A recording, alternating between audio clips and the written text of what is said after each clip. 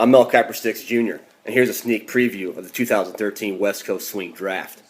The 2013 West Coast Swing Draft is shaping up to be one of the longest and weakest in history. With an average handicap of over 21.5, the fact this is even called a golf trip is a joke. These guys all suck. Lucky for them, just over half of them aren't tools, so apparently it's a good time. When you talk about the captains this year, in my opinion, they're the two worst captains in the history of the WCS. B. Moore as an incredibly underachieving 15.6 handicap, and Doug at an even more impossible to live up to 11.3. Overall records of 5-18-2 for B. Moore, and Doug at 7-20-3. Could be a lot of holdouts this year because people won't want to be stuck on their teams. This year the draft should be interesting, however. Will Shimo still go number 1, even after his embarrassing fall from grace to world's number 3? Maybe his move back with his mom and away from his boyfriend Ali will help get his head straight. What about Jason Caliento, JC? Look for JC to struggle based on his playboy lifestyle that he's assumed after gaining world's number 1 status. With his sub-200 average yards per drive measurable, I think he's an overrated pick, even if he's picked in the top 5. Big Labs is probably the highest value pick on the board this year with an absurd 29.2 handicap. Come on, higher than Big Dave and Shorty? Smitty goes to the same sandbagging school with a 29, so these two mopes should go higher than normal. Sticks is my sleeper pick this year, and I expect him to go in the late teens, but he'll perform like a top 10 pick. I cite his sparkling team record of 4-1 as proof the captain should pick him early. Expectations for Chris Egan are that if you stick a piece of coal up his ass now, he'll have a 50-carat diamond by the time he gets to Sandestin.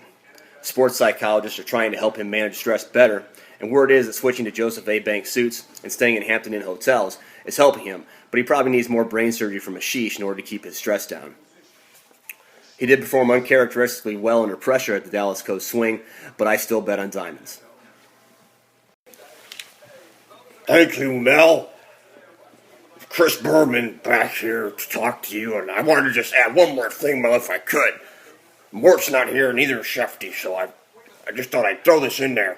One guy I want to make sure that we think about is this guy, because no one circles the wagons like the Buffalo Bills. And the K-Gut offense, K-Gut. G-U-T-S, Guts. He's like the whole AFC East wrapped up in one. His name's Guts.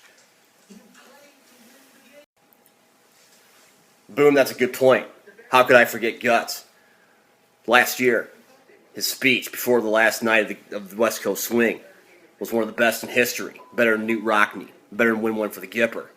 If you remember what he said if you lose, and remember this, guys, you fuck me. If you lose, you fuck me.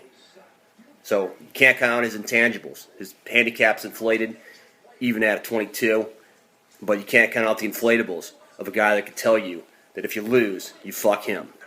I expect him to go much higher than he normally would, simply for the comedic factor alone. And once again, don't forget, he's also the dickhead, because we are back in Sandestin. Well said, Mel. I couldn't have said it better myself. All right, we're going to go get some donuts. Enjoy the West Coast Swing. Chris Berman.